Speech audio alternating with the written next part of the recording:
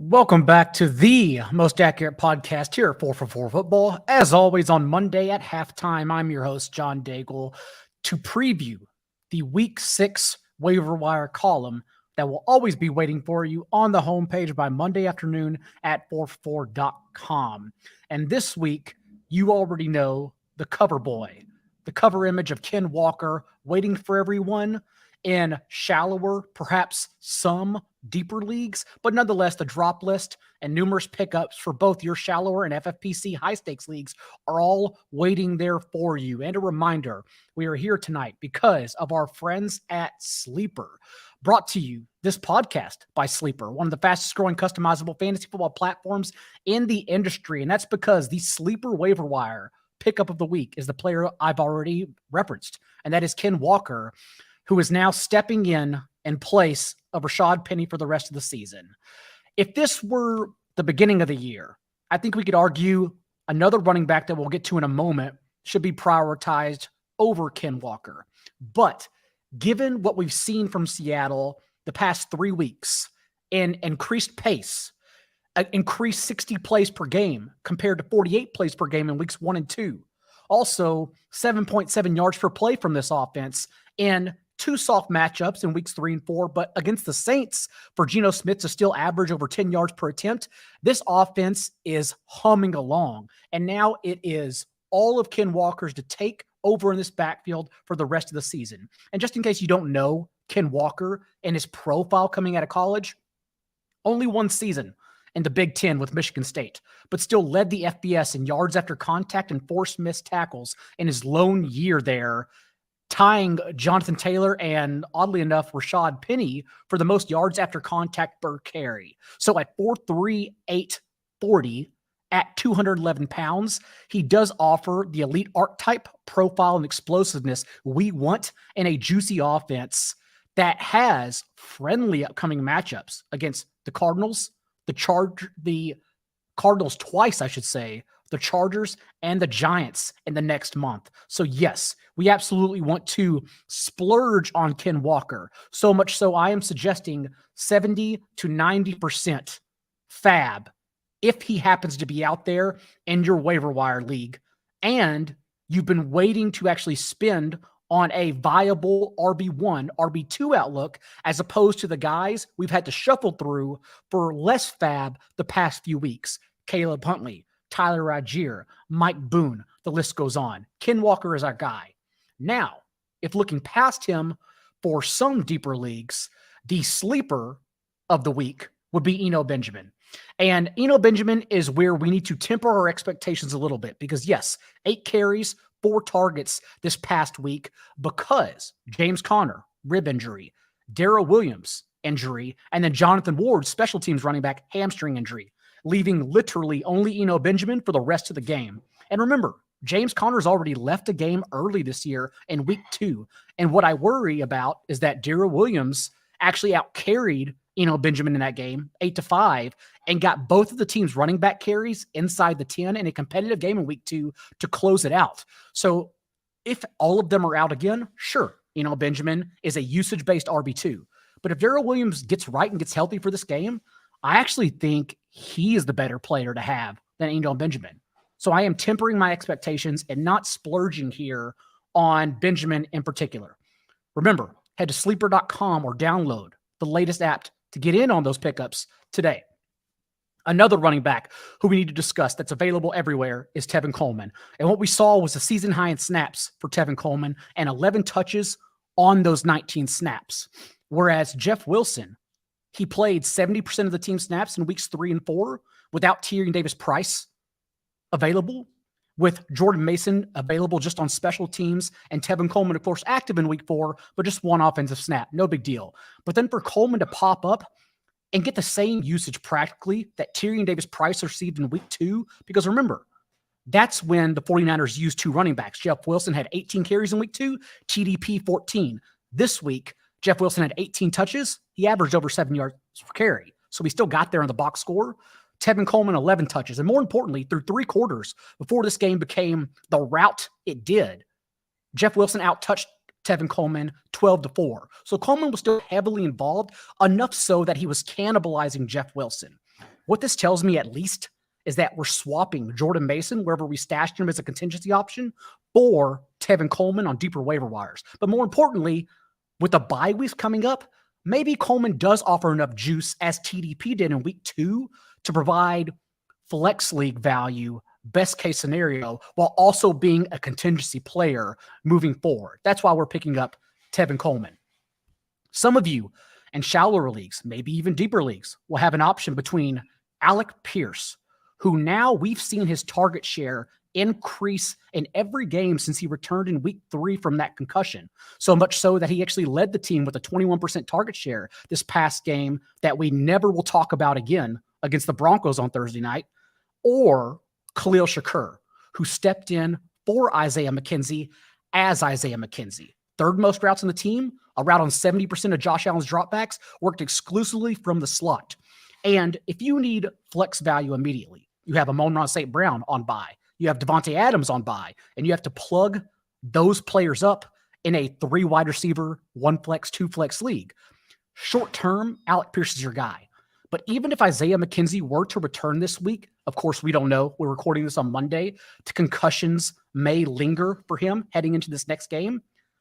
If you don't need Pierce's targets, I am still betting on Khalil Shakir long-term, just in case his explosive performance with the touchdown in this past game does allow him more playing time around McKenzie and also a contingency wide receiver, since we clearly want any of the starting 3 wide receivers in Buffalo's offense. Short-term, Alec Pierce. Long-term, we're still betting on Khalil Shakir as our bench stash.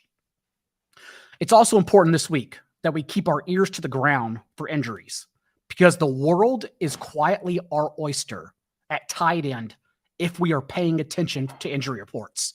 Cade Otton, in place of Cam Brate this past week, for example, elite usage, 13.5% target share, team high 2 red zone targets, and a route on 86% of Tom Brady's dropbacks. I would call that a top 10 tight end if Brate is out again. I will have no issues going right back to him in place of a lot of players like Gerald Everett, like Evan Ingram, like Irv Smith that we are reluctantly starting. Hunter Henry, quietly, without Jonnu Smith, a season high 98% of New England snaps, ran around on 82% of Bailey Zappe's dropbacks, and recorded a 23.8% target share. Again, elite tight end 1 usage. Also, short-term turnaround would be Hayden Hurst, because while Mike Thomas, not the Michael Thomas, Mike Thomas, the 4th receiver for the Bengals, is stepping in and running routes for T. Higgins, who is now left 3 games early. And we obviously had the rug pulled out from under us this past week with T. Higgins' ankle injury.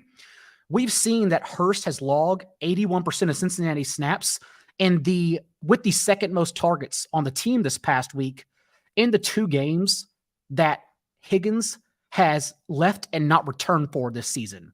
So I would actually think averaging 7.5 targets per game in those 2 contests that Higgins didn't return for, I think Hurst is actually the pivot that we would use if T. Higgins is out. Something to monitor as well. And then, of course, we can't talk tight ends without Taysom Hill, who is currently the tight end 3 in fantasy points per game. And only Mark Andrews and Travis Kelce have as many top 3 finishes, 3 each, on the year as Taysom Hill. If you do not want to play Taysom Hill at his worst, you don't deserve him at his best. After he played a season-high 30% of the snaps, and now we've seen, although it likely doesn't correlate, we've seen the 3 games he's been healthy for and played 20% of the team snaps, at least in those games, he's scored a touchdown. So right now, we're equating 20% snaps for Taysom Hill to tight ends in worse offenses running a route on roughly 70% of dropbacks, because Taysom Hill's usage is concerted and just much better.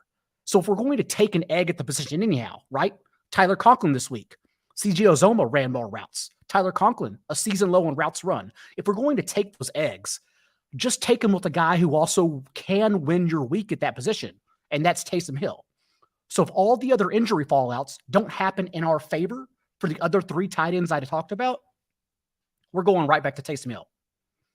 Some deep cuts before we get out of here. We know Damien Harris is now battling a hamstring injury, and soft tissue injuries tend to linger. J.J. Taylor has been stuffed on the practice squad. Kevin Harris has been on the practice squad all season long. That tells me the player we should be stashing for deeper leagues is Pierre Strong as our contingency option, since he has been at least on the active roster all season. Thus, we are valuing him more than J.J. Taylor, who I'm expecting to at least get promoted, assuming Damien Harris is out this upcoming week and maybe even for the next few games. With Kendall Hinton for the Broncos not available last week in the worst game ever on Thursday night, KJ Hamler quietly ran a route on a season-high 72% of the team's dropbacks, only 2 targets, and Hinton did get promoted to the active roster on Monday.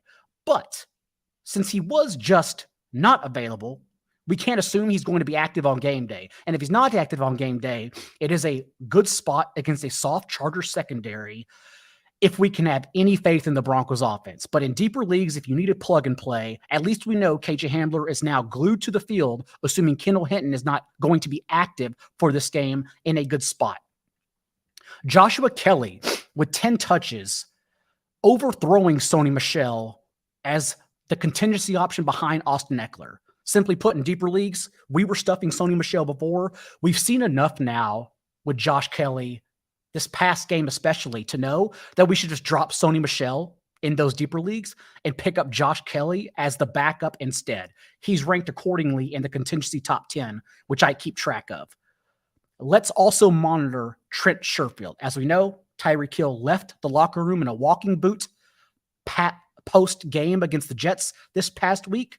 Trent Sherfield will be the team's number 2 receiver if Tyreek Hill is not available, something to keep an eye on. Dyami Brown, it's important to note, although he had 105 yards and 2 touchdowns this past week and an amazing spot against the soft Titans secondary, we should note he still ran just the 4th most routes among the team's receiver. He was a rotational player. Also popped up with an injury on Monday. Carson Wentz also pops up with a shoulder injury as well. So maybe you can squeeze Dyami Brown if both are cleared from the injury report.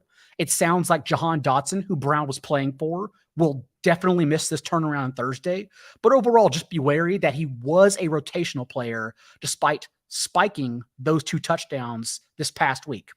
And then finally, if you're watching football on Monday night, you saw Darren Waller leave with a hamstring injury, perhaps could be a re-aggravation of the hamstring injury he supposedly suffered in the preseason. Foster Moreau was upgraded to a limited practice on Saturday before Monday night in week 5. He is not available in week 5, but I assume being upgraded on Saturday tells us he will play this upcoming week if Darren Waller is ruled out, or maybe even so, since the Raiders are on bye, if Darren Waller can't get healthy through the bye. So again, if you just need a deep stash for tight end, the long con here, since the Raiders do go on bye, is perhaps stashing Foster Moreau. Since he was upgraded, we assume 2 weeks from now he will be back. We are just not sure about Darren Waller. Maybe we get an update for the bye. Maybe we don't. We'll have to play it out. Remember, week 6, waiver wire calm. On 4 for 4 right now. You can still use the promo code Daigle10 to get up to 25% off at the site. Until next time, be a little bit kinder than what's required. We'll see you then.